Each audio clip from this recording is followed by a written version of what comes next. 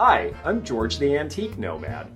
Come with me as I wander the country in search of valuable vintage, amazing antiques, and cool collectibles.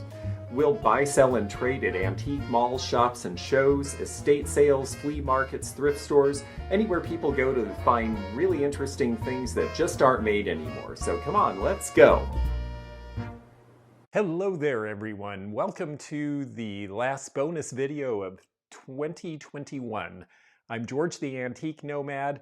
This is my video that I do once a month where I list 20 interesting things that I've set aside specially to talk to you in detail about, and they drop on eBay while you watch, if you're a level 2 member. And we appreciate the extra help from the members that give us a possibility to give you early access and do this extra video. So thank you very much. Thank you, all of you who are watching. If you're watching this as a level 2 member when the things go online, you can go right to eBay. If you're interested, you can bid. Most of them have a buy it now price, but everything is going to be put up at auction. If you're seeing this in the replay, if it's during the period where the things are listed, you're welcome to go and take a look. And if you're looking afterwards, well, it's a great way to get information about what things actually sell for on eBay auctions, because the auction market does vary. It is not the same as having an eBay store where you put something on at a fixed price and wait for someone to buy it. This is where you put it out there and you start it at a price that hopefully you're willing to take and then see where it goes from there. So I like doing this because it's good experimentation and learning more about the online market, because I'm mostly a real world seller. So this is fun for me too, to see how things do. And it's also really enjoyable because I get to tell you a little bit more detail than I would in a typical haul video about some things that have an interesting origin, a backstory, just or something a little different that maybe you don't see every day. So let's get started, because I've got some fun things. In spite of the tornado that kind of took me out of the market for a couple of weeks, I actually had some fun things set aside already. So we have 20 items for you as our usual. And the very first one has a card with it. And this card says, Dodie, this was the Burgess Paley shawl. Aunt Lydia always had it. Don't know the origin. Well, I do know the origin. It is a Paisley shawl, and in all likelihood, the origin is Paisley. Paisley is a town in Scotland. It could also be from Norwich in England. There were a lot of textile firms along the Scottish-English border in the Victorian era that made pieces like this. And this one is really cool. This is a shawl, and this is what most people wore instead of coats, particularly women, because it was rather demure. You could cover yourself pretty thoroughly with this. This thing is about 65 inches square, so you would actually shroud yourself like so. And this was also nice because women back then, a lot of women chewed tobacco, believe it or not, and they could put their little lady's cuspidor under the shawl and discreetly spit into it without people seeing, which was important because you wanted to appear ladylike, of course. And spitting in public was not considered ladylike. This one's got a nice design. The Paisley designs originated in India, and of course the English, having been a world power, we're very interested in designs from around the world, and particularly in Asia. Now this one is not in perfect condition. It's got a few spots that are kind of worn down the middle here. It does have a run in the middle in the black area, but it would be just beautiful as a table throw. A lot of people who collect these now hang them on walls. I've even seen people hang them on ceilings to diffuse light and have a nice pattern and texture. You can see on the back you get the same design, but of course it's rougher. And some people even like to display them this way. It's important with these old linens to, if you're storing them, to fold them in a different way than they were folded before. So don't always use the same lines, because linens will get brittle and crease in permanent ways if you leave them folded for years and years, which people unfortunately often do. But this one is just, it's a pretty pattern. It's got some nice detail. It has a few colors, like the green edging here, and the edging is mostly good. There's a little bit of minor fraying on the edges, but nothing that's running into the design. I just think it's very pretty, and we're going to put this up and see how it does. Generally, these sell for over $100. And if they're in better shape than this one, they can sell for a few $100s. So I will be curious to see how this one does. I didn't pay a lot for it because of the condition not being perfect. And so I still think that it's a nice enough piece that it should do well, and we'll find out. Our first few items are going to be Victorian era because I wanted to show some true antiques, because we also have some things that are vintage and some things that are collectible era that are scarcely even old enough to be vintage yet. So I wanted to show you some nice old pieces first, and here's a lovely one. This is a butter dome, and this one has a wonderful cow on top of it. Because where does butter come from? Well, it doesn't come directly from cows, but cows contribute. And I'm going to take the lid off and show you a little more up close because it has this wonderful detailing on it. It's very Victorian. It's got this aesthetic era detail down the middle, which would have been typically seen starting around the 1870s. Lots of leaves and branches. The cow is just great. It's so three-dimensional. It's got its little horns. They're all intact. This was done by the Meriden Company, and it's got 3 pieces to it. A lot of later butter domes only had 2, but this one has the liner. So you would put ice in the bottom here to keep the butter cold at the table so that it wouldn't become a big melty, oozy pile. And butter was spun back then in churns, and so that's why butter was round. That's why these are domes. I have a friend who's just started collecting these, and she bought 2 from me, but she wasn't so much into silver plate, but I like this silver plate one. You can see right there the Meriden and Company logo, quadruple plate.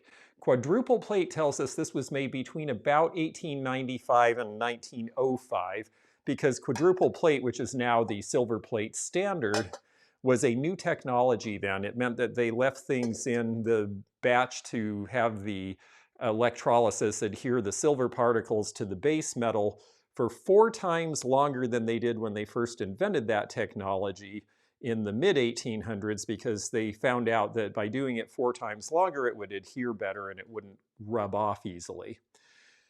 It's very pretty. It doesn't have any dents or corrosion. Meriden was a very good company. Meriden is a very wealthy suburb of New York City now, but in its heyday, the Meriden Company and related silver and silver plate companies were primarily clustered along the Connecticut coast, a lot of them serving the New York market, and there was a lot of good metalsmithing there, and Meriden was considered one of the best of the silver plating companies at the time. So this was not an inexpensive piece when it was new, but surprisingly, they're not all that expensive now. If this sells for more than about $40 or $45, I will be pleasantly surprised. I think it's a wonderful area to collect. And I wanted to show it also unpolished, because a lot of people say, silver plate is so pretty, but I don't like to polish. Well, here's the thing. If it tarnishes evenly, you don't necessarily have to polish it. I personally like this sort of a little bit golden and dark patina that this has. And I wouldn't polish it. I would just leave it the way it was. Now, some people love polishing, and it's a Zen-like experience for them. And for them, they'll want to make this shiny bright. So we'll leave that up to the person who gets this. Now we're moving forward into the mid-20th century. And I have a little friend on my shoulder here. And he has an even crazier hairstyle than I do when I take my hair out of the ponytail these days. He is a troll doll, and you all probably recognize these because they're still made by Russ in China. But when these first came out, they were not made in China. They were originated in Denmark around the same time as all that great mid-century furniture and those high-style ceramics. Well, here is a troll doll, and the bottom of the foot says made in Denmark, and the other foot says copyright 1980 Dam. And you will hear these referred to as Dam troll dolls, because Thomas Dam in Denmark was the originator of these, and he came out with them around 1964. They were an instant hit all over the world. They were supposed to be sort of troll-like, cute, Scandinavian-ish, but they ended up, because they were nice vinyl, hard sort of vinyl rubbery type material, they ended up being really easy to export. And so people all over the world, particularly in the United States and England, got very excited about them. he's got his original pants, and he's got, oh, a little bit of a wardrobe malfunction in the back there. But I think he's a pretty cute guy. There are certain ones of these that sell for several $100s now, especially the 1960s ones, and particularly if they have a monkey face. Those tend to do really well. This guy is a little bit more the type that you usually see. I suspect that he'll sell somewhere in the $50 range, perhaps a little bit more. We will find out, but they definitely sell for a lot more than the ones that say Russ. So when you're out there looking, if it says damn, this is the OG version, and that's what the collectors really like. Moving forward in time, well, we're just about at New Year's, and so I thought it would be appropriate to put Barware in this, and I came across this mint-in-box set of Cellini crystalware. This was all made in Italy. Now, Cellini is a name that we didn't see before about the 1980s, and really, I don't think we see in the market these days. I think their heyday was pretty brief. But these are the tall, they call them the long drink, which we would call zombies. This is 24 karat gold hand decorated in Italy. So all of these were made in Italy at the time. And this is 1980s vintage. You can tell in part because of the black packaging. Until the 1980s, most things were never packaged in black, especially if they had to do with food stuff, because it was considered that black is dirty. Well, in the 1980s, black became a very hot designer color and a very popular neutral in decorating, and all of a sudden, black was really cool. So you see black packaging for the first time. These are going to date to about 1985.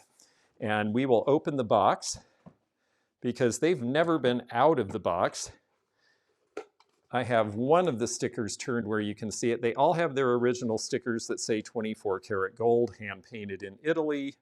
You can see that they've never been used. They have that nice detail at the top. I'm finding that people are willing to deal with gold rims in barware. Generally, barware has to be cleaned by hand anyway. Champagne flutes are tall and narrow and don't do well in dishwashers, and people are having little cocktail parties and small gatherings rather than big events these days. And so a set of 4 is kind of the perfect number. So I thought this was a great pickup. I really wasn't sure of the value. I looked online. It seems like sets like this are selling around $45 for the set. I certainly didn't pay anywhere near that for it, which was nice for me. And I think someone will really enjoy having it because it is good quality and because, well, it's never been used. So it's new old stock, NOS, or new in box, mint in box.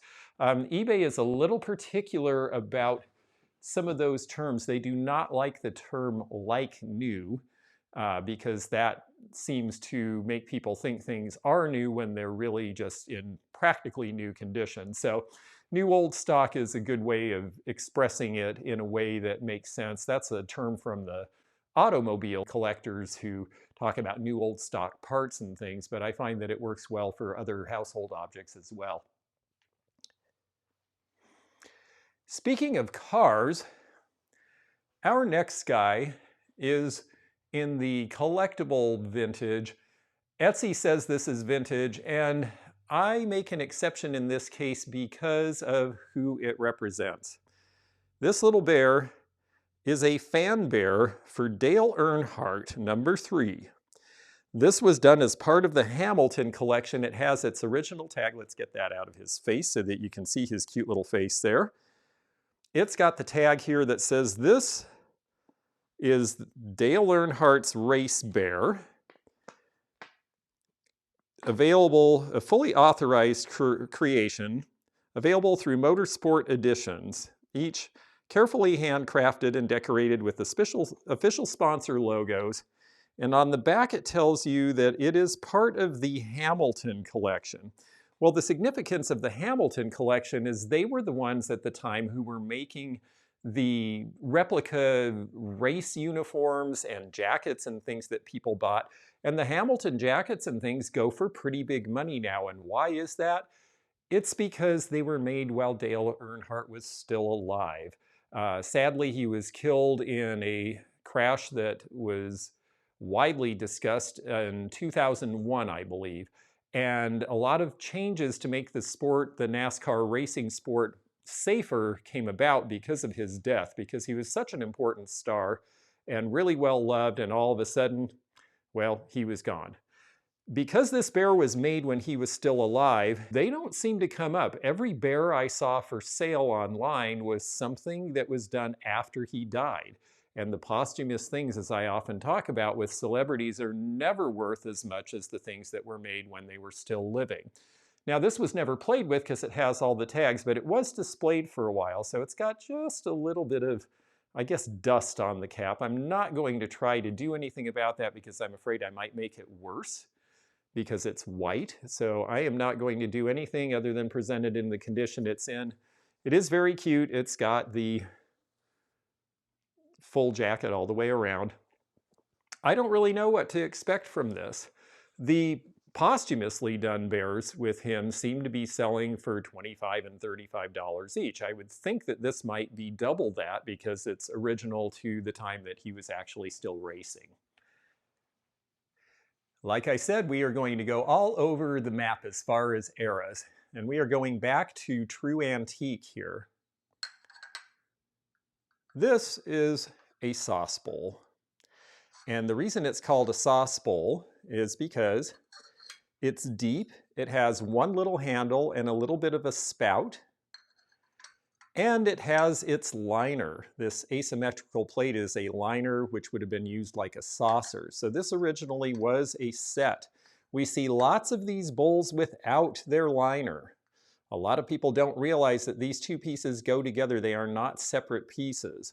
And so to find the set together is something that is nice, but it's even better when the set is marked on the bottom with the mark of Dresden, China. So this was made in Dresden, in Germany.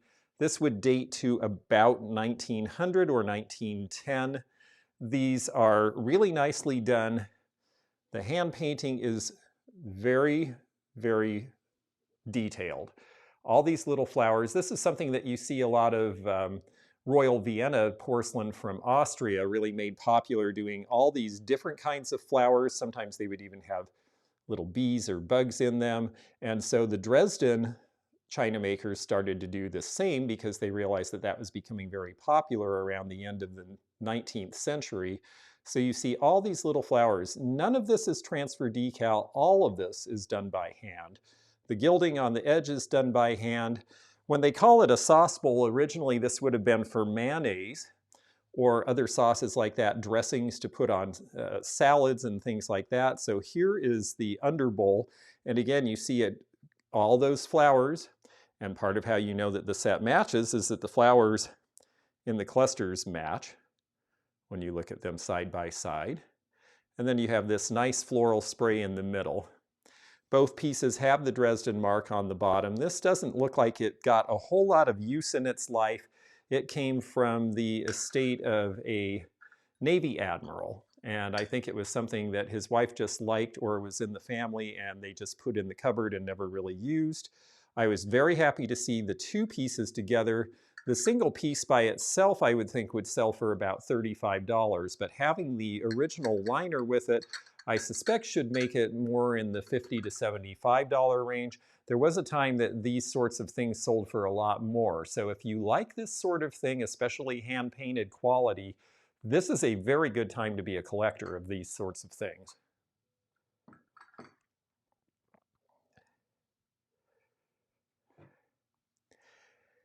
Now, I am personally a big fan of bookends and a big fan of Art Deco, and here is a wonderful pair of bookends.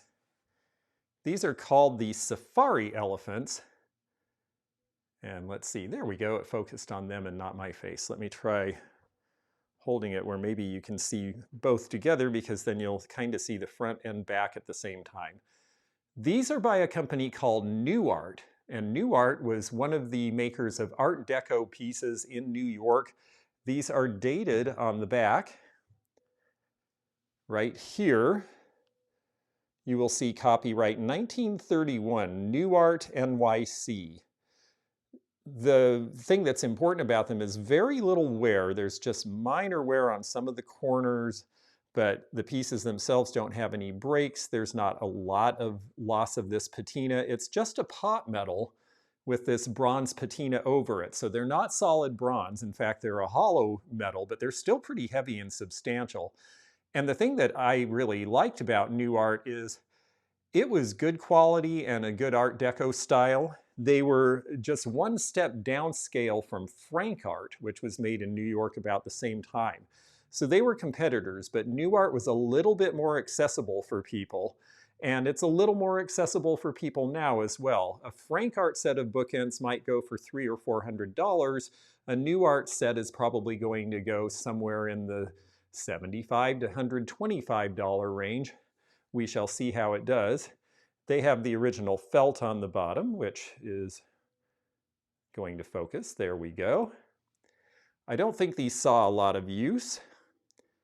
I just think that they're really neat. 1931 was a very difficult year. The Depression started at the end of 1929. In 1930, the various countries of the world, including our own, decided that the important thing was to protect their local industry, so they all passed tariffs and world trade ground to a halt. So all of a sudden, the domestic market was the only market these companies had, and a lot of companies promptly went out of business. New Art managed to last for a while by doing really good Art Deco design, and I think these are a lot of fun. The elephant with the trunk up was a symbol of good luck at the time, and so that's why you see a lot of 1930s decorative houseware items that have elephants with the trunk up. And I just think those are really neat, and I suspect that someone out there will think they're as interesting as I did. It is football season. And we're getting near the end of the regular season for the NFL. My poor Seattle team had a lot of injuries this year, so they are not competing in the playoffs, but the team that is near the top of their division is the recently returned back to Los Angeles Rams. This big jumbo button and the ticket stub date from 1979 when the Rams played in and won at home the National Football Conference Championship, which this ticket stub is a remnant from. And you can see right there, it must be used before January 31st, 1979. Well, they went to the game, so it was torn. And this was the button that they wore. So it's this big pin back. It also has this situation here so that you could make it a stand-up so it could stand up on a desk. Well, the Rams, after that season, had a few more good seasons. Their owner died, the wife sold the team, and they moved to St. Louis for a long time. And a few years ago, they moved back to Los Angeles. For the first time in years, we finally have football teams in LA again, and the LA Rams are having a very good season. So I think this is a very good time to put this out on the market. And we will just have to see how it does. But I have a hunch that it will do rather well. I just got a large set of this pattern here. This is Hall's Jewel Tea, and it's a fun China pattern to talk about because it is by the Hall Company, and teapots were perhaps the thing they were the best known for in the 1930s when they came out with this line. Jewel Tea was also called Autumn Leaf, but it was originally made for the Jewel Tea Company for distribution through their jobbers as well as any sort of outlets where they sold. And so you see Mary Dunbar, the Jewel Homemakers Institute, has tested and approved this Hall Superior quality kitchenware piece. Mary Dunbar was considered a big deal. If she gave you her seal of approval, it meant that your product would probably do pretty well in the marketplace. And indeed, Hall China did very well, especially with the autumn leaf pattern, which was so popular that there, I believe to this day, is still a big collector's society. Pieces were made up until about early 80s, and it's just something that people really like. This is especially well known in the Midwest where the Jewel Tea and Osco drugstores were, because they did a lot of the distribution, but it was sold other places as autumn leaf. The nice thing about this is the Aladdin teapot shape, so it's got this great Art Deco design, and it looks like, you know, you rub it a few times and a genie will come out. And when he does, the top that he comes out of is perfect. And the important part is it's got this piece. This is the tea infuser. At the time that this was made, not everybody percolated tea or just put it in a jar and set it out in the sun to make itself. They would actually put tea leaves in here, pour water through it, and that would infuse the water with the tea. So the infuser alone sells for about $10 or $12 online. If you folks are resellers and you see this sitting in a kitchen by itself, it means that somebody didn't know it went with the teapot. The teapot maybe got broken. This was sitting in the back of the cupboard and they forgot all about it. Pick these up. These sell regularly because there's so many of these teapots that look like this and do not have the infuser as part of it.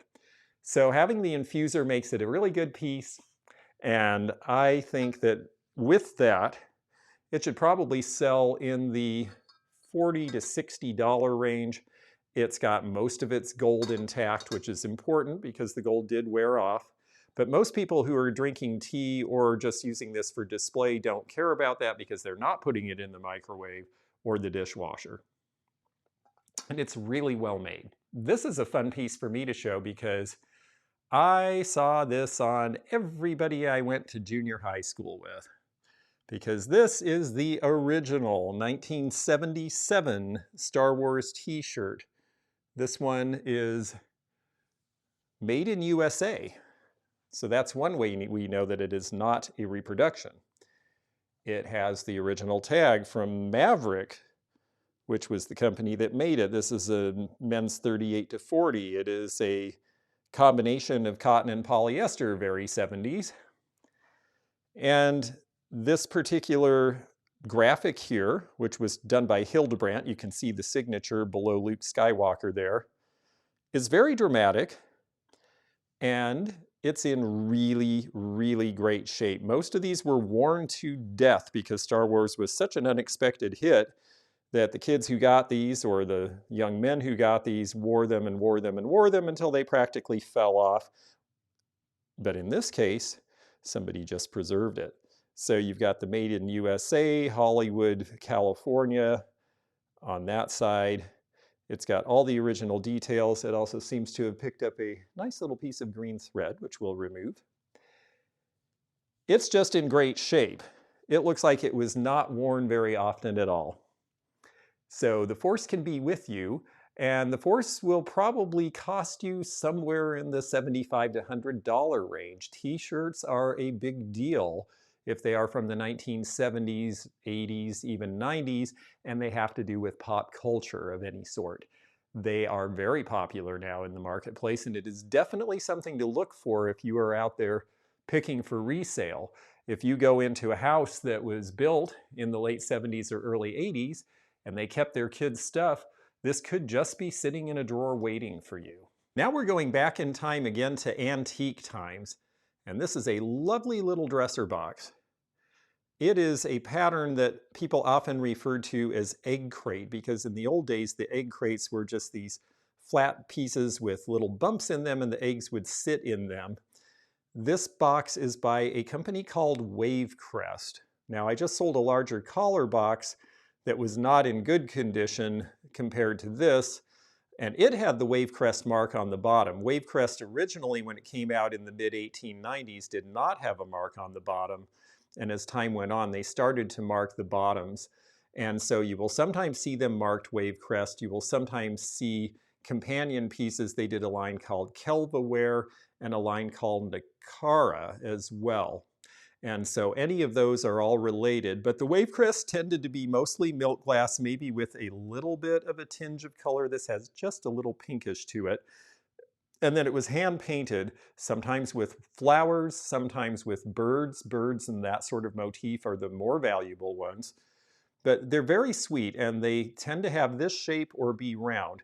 What's important, it's got its original latch. The piece back here, the hinge, is not damaged, and it has its original silk. Now the original silk is just slightly fraying down in the bottom. It might be hard to see, but it is just a little bit. But the fact that it has all that original stuff is really great, considering that this is about 120 years old, it's actually in pretty great shape. I hope to be in this kind of condition with just a little bit of fraying at 120 years old. I think they're very sweet. I've always liked Wavecrest. They came in huge sizes, like I said, collar box size. This would have been meant to be a little jewelry casket, as they called them at the time. A fellow named C.F. Monroe was the progenitor of this particular style, and his company in Connecticut made these pieces for about 20 years. By the time of World War I, the Gibson Girl era was dying out and being replaced by more modern designs, and his designs could not compete. Fenton eventually ended up with some of the molds for the larger boxes and did some variations of their own. So you will see Fenton pieces that have this shape to them, but they tend to be rather large, and they're marked Fenton because they came rather late in Fenton's production. So these really have done well with collectors over the years. I've always picked them up when I've seen them. The prices are not as high as they were 30 years ago on these, but the prices are still pretty good. I suspect this will be somewhere in the $75 to $100 range. So this little guy here with the googly eyes is by the Western and Monmouth pottery companies, which eventually merged. They were based in Illinois. Monmouth and Western made crockery and elemental basic houseware items, so this guy is a little bit unusual for them. And the great thing is that his cold paint is all in good shape. When they say cold paint, there is a clear glaze over the brown so that this is able to hold liquids like your morning coffee without leaking. But the eyes and the mouth, because they were black and red fire at completely different ends of the spectrum, and they're thus very hard to do together on one piece of pottery. So instead of firing them, they would just paint over the glazed piece, and so you get the colors that way. So these usually wore off pretty fast. People would dishwash them, they'd scratch them, they'd rub them too hard, they'd use detergent, and that red would go away, and the black might go away, and the white eventually would go away. So it's not that this is a super rare or super valuable piece, it's just remarkable to find it in this condition, and that's why I wanted to share it with you. It does not have the Western or Monmouth mark on it, but when we see the USA in this rectangle, we know it is by that consortium, because this is how they mark their pieces that don't otherwise say Western or Monmouth. It's just plain and simple in the back. This would have been done sometime probably around 1940. Now, there are some people who look at this and consider it to be black memorabilia. I don't really see it that way. I don't think it was made with that in mind, but I have seen these pieces in those collections as well. I think it was just made to be cute, and it really is cute. Cuter than me, so let's put him in front of me so he'll focus a little better. It's nice and heavy. You certainly could use this every day for coffee. Just don't put it in the dishwasher. And if you're using your old pieces like this, they're perfectly fine to use. That's what they were made for. There is not lead in these older glazes in most cases, and certainly not in the case of this company because they were making things primarily for food storage. However, you do want to put warm liquid in before you put in really hot. So if you are going to use this, heat up some tepid water, let the piece expand a little, then pour that out, then pour your hot coffee or tea in. That way you won't shock it and do something that might cause it to crack or break. It's a really neat little guy. I think these likely will sell in the $25 range. I haven't had this one before, so we'll be curious to find out. This gal I got at the last Mountdora show I did in Florida, and I just think she's so pretty. She is a head vase, but she's a pretty early head vase. This is by a company called Wildware. And Wildware usually used a mark that was a foil label, and so they usually are gone. This does not have a mark. It has some little identification marks, little scratched in marks to let you know who the decorator was, when the ceramics came down the line. These are all quality control marks, so if there was a problem, they could go back to the line and fix whatever was happening. But lots of Wildware is not marked. Max Weil started his pottery company in Los Angeles in 1938. And he was taking advantage of the fact that we weren't really doing business with Japan anymore. We cut off trade relations. They were the source of a lot of our ceramics, particularly on the West Coast. So suddenly there was a market for American-made ceramics. And California ended up sprouting about 2,000 little pottery companies to fill that demand. Max Weil's was one of the larger ones. It went on, I believe, for about 20 years, and he was well known for lady figurines. This one, I think, just has such a serene look. And I love the fan, her shroud with all the flowers. It's really well painted. It's early as head vases go. This is before Japan got into the head vase market, and the head vases really changed and became sort of lighter and more delicate. But the quality of the earthenware is really very good, and the glaze is really good on her. It doesn't look like she was used very much either. She's very clean inside, so she never had anything planted in her, which is good because these weren't made with drain holes. And so you really want to have them be clean because it'd be very hard to get in there and clean it out if it was not.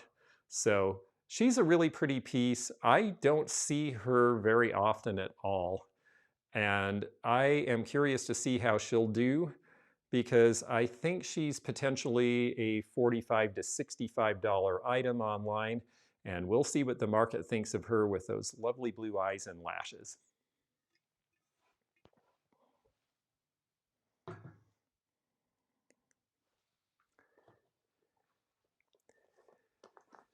Now we're moving back into the late 70s and early 80s. This is dated 1983. It is by Advanced Handicapping Technologies in Greenwich, Connecticut, but the item itself was made in Hong Kong. This is a very early handheld game. This is more for adults at the time, but the idea was that this would help you win at the track. And it makes a claim here that it is programmed for 3-year or older horses running on a fast dirt or firm turf track, 6 furlongs or longer, and it claims to have about a 60% accuracy rating for win, place, or show. Now, honestly, I don't know that you couldn't do that well with the racing form, but it was very fun to have something that was actually a handmade calculator. And it does work. So I put in a few little digits there just so you can see. I put a battery in it. It's got all the original instructions. It seems really, really complicated to me, but I'm not really, I've been to the horse track a few times in my life, but I am not someone who really picks well on horses. I'm not really much of a gambler. I'm not good at it, so I just stay away. But for someone who is, it's got all the instructions of how to use it and where to use it. And it has a lot of detail. It tells you when the purse is less than 100,000, use it this way. When it's 100,000 or more, then you want to analyze. The early 80s are when you see a lot of these handheld things start to really hit the market. I had a little soccer game that I could play by hand around this time, and this was portable. It was a good distractor, and you know, you might actually win more than you spend on it. So I think it'll be fun to see how this goes. I see that they do sell, and it seems like they sell for about $30 to $35, and we'll see how this one does. All it needs is a 9-volt battery, and it also comes with its very attractive drawstring bag in brown velour. Velour was also very 1983. We've got a couple of Disney items, one old school and one pretty recent vintage that are both collectible for different reasons. So we're going to start with the old school guy. This is Donald Duck in about 1934 or 5, when he is a brand new character in the Disney lineup. Mickey Mouse was very sweet and a little saccharine. Disney decided that they needed a character that had a little bit of attitude, and Donald Duck definitely had a very sour attitude compared to Mickey Mouse, and was quite a hit. Like Mickey Mouse, who had a long snout, Donald Duck had a long bill originally. But you might notice that the proportions seem even a little exaggerated, even if you're collecting early Disney. And that is because this Donald Duck is a knockoff. This was not authorized by Walt Disney Productions. Nowhere does it say WDP. Nowhere does it say anything, even the country of origin, which in this case is clearly Japan. This was made in Japan and sent here to be sold in competition with ceramics made by Disney using American firms to make the ceramics. So this would not have been on the market too terribly long because Disney right off the get-go was pretty avid about making sure that his characters were his and were not knocked off by anybody. And he would go after people. He would issue cease and desist orders. He was very tenacious about protecting the Walt Disney Productions items and maintaining his purity of design. So this guy's actually a little bit hard to find because he is not an official Walt Disney Productions piece, but he is definitely from the 1930s. You can tell by the design. They don't come up on the market too often. I'm expecting he'll probably sell in the $35 range. He might go for more because people don't see them very often. And he is one of the cuter knockoffs that I've ever seen. And yes, the Disney collectors, when it's an old piece like that, will absolutely buy knockoff pieces as well as Walt Disney Productions marked items. Now this guy is cute. I actually have a lot of cute things this time now that I'm looking at them. And I think this guy has a great face. He's in a real hurry, but he's not going to put down that German pipe. He's going to enjoy his smoke no matter what. But he is in a very big hurry to measure something. I'm not sure what's going on with him, but he is part of a line, and this has actually come off the bottom, so it will be included with the purchase. He is part of a line from East Germany called Erzgebirgische Volkskunst. And you can see in the middle, made in German Democratic Republic. So this is East German by Expertique.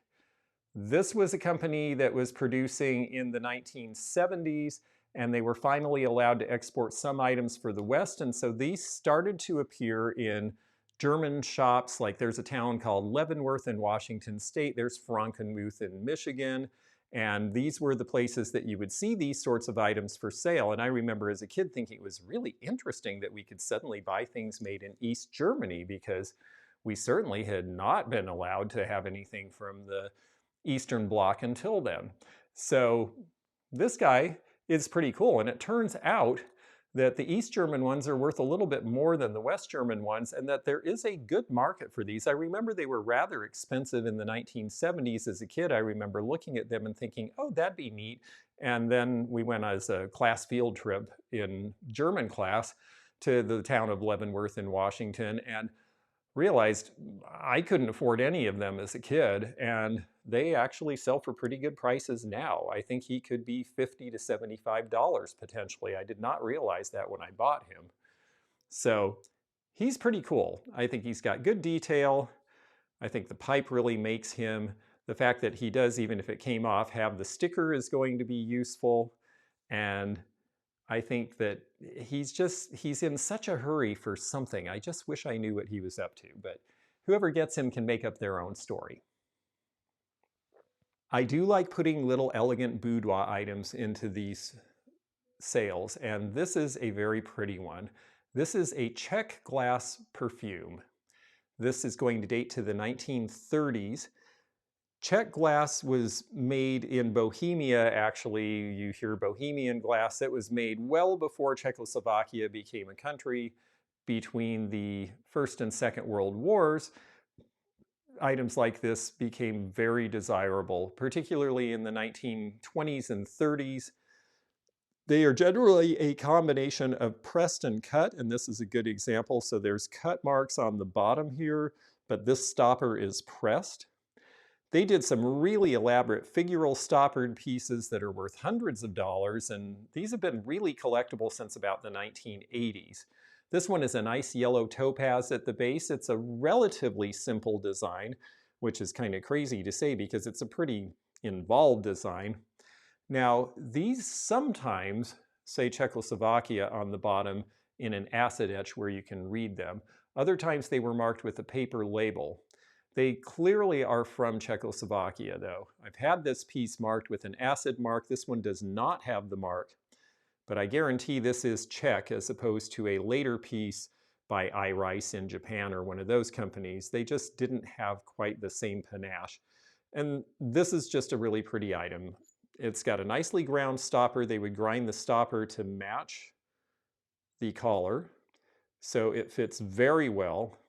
If these are loose, you know that it's a marriage, and it's important that it have the original stopper because it was made for it. And it just sparkles. Very pretty. I like the brightness of the color. It's pressed on one side and flat backed on the other. Some of them are etched all the way through on both sides. They tend to be even more expensive. I suspect this one will sell in, again, probably the $65 range.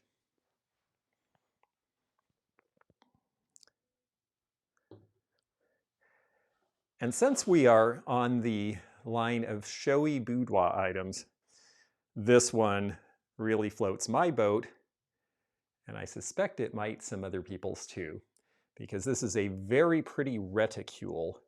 Reticule's the name for any sort of drawstring topped bag. These were especially popular in the Victorian era, and they carried through the Gibson Girl era and a little bit into the flapper era, and then the Whiting and Davis mesh purses and the German steel purses kind of took over the market from there.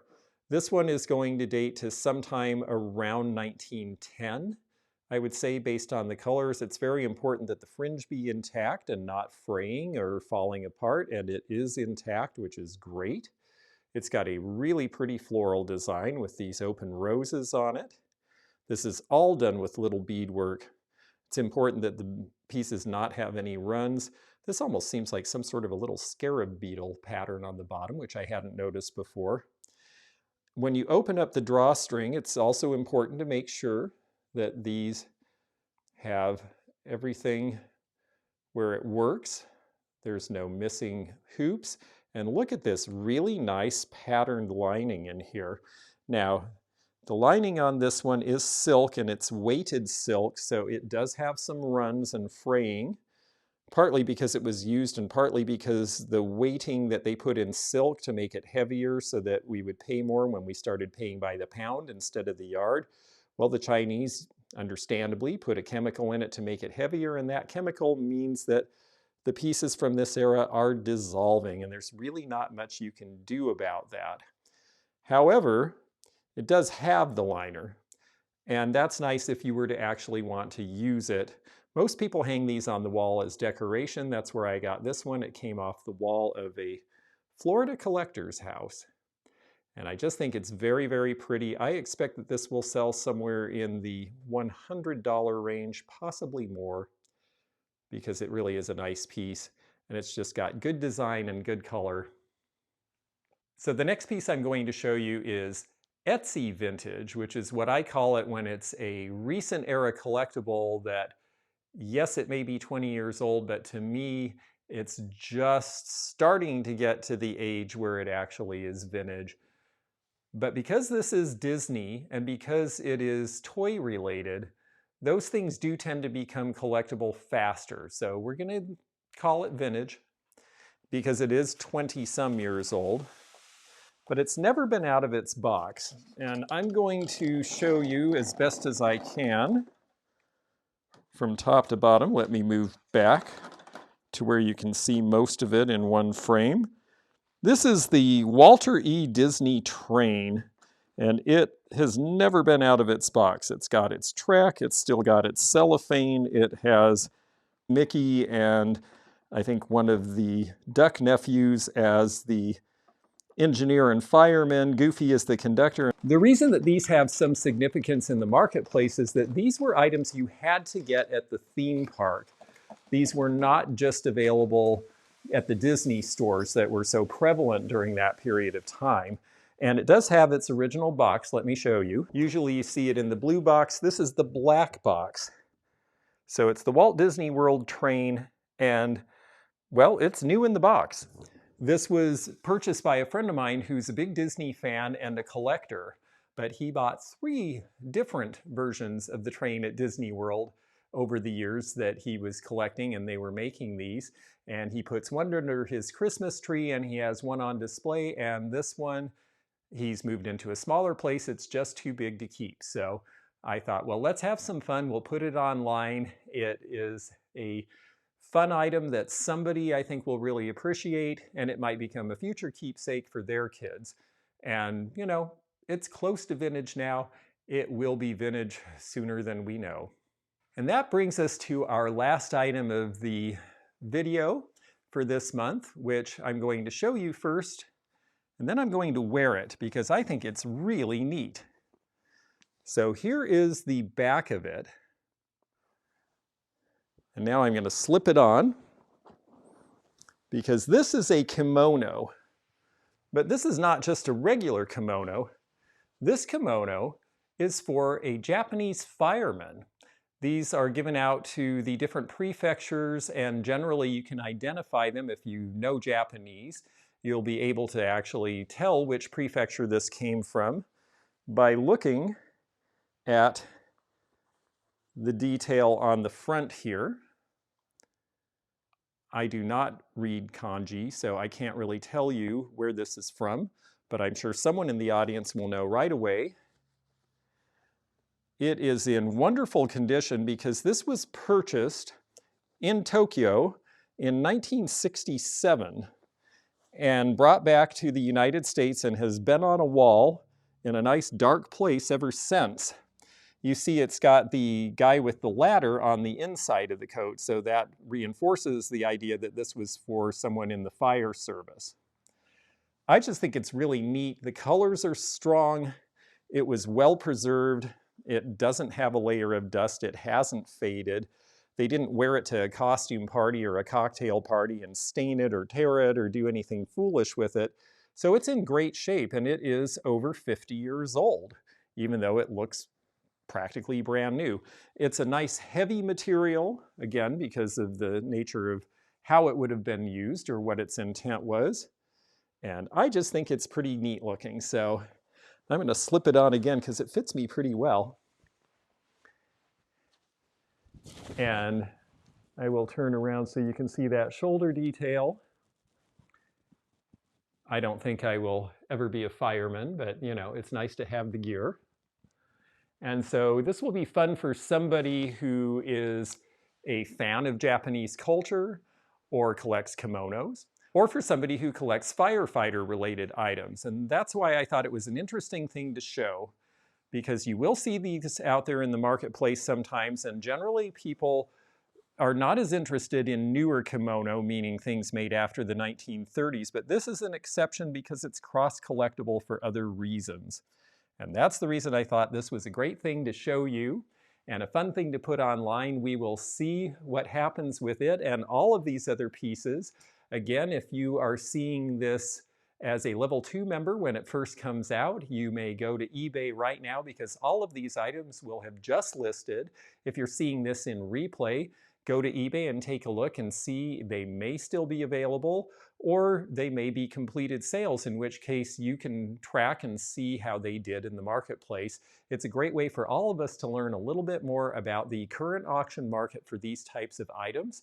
And it's just so much fun to bring you 20 or so interesting pieces each month that represent a whole lot of different areas of collecting and might be things that you may not have seen before or may not have considered before as a collector or as a reseller. So thank you again so much to my level 2 members for sponsoring this video. Thank you to all of my members for helping make this bonus video happen. Thank you to all my subscribers and all my viewers. I hope you enjoy these. I sure enjoy bringing them to you. And we will have another one next month. So stay tuned because I will start salting away 20 more interesting items to show you in the new year. Thanks for everything, and we'll see you again soon. Thanks for joining me again in the fun and fascinating antique community, here where online meets the real world. Please click the subscribe button below. Click the bell to be notified when new videos upload. Leave a comment below and hit thumbs up to like this video. Links to our online social media and our items for sale are in the description. This is George at the Antique Nomad. Bye for now.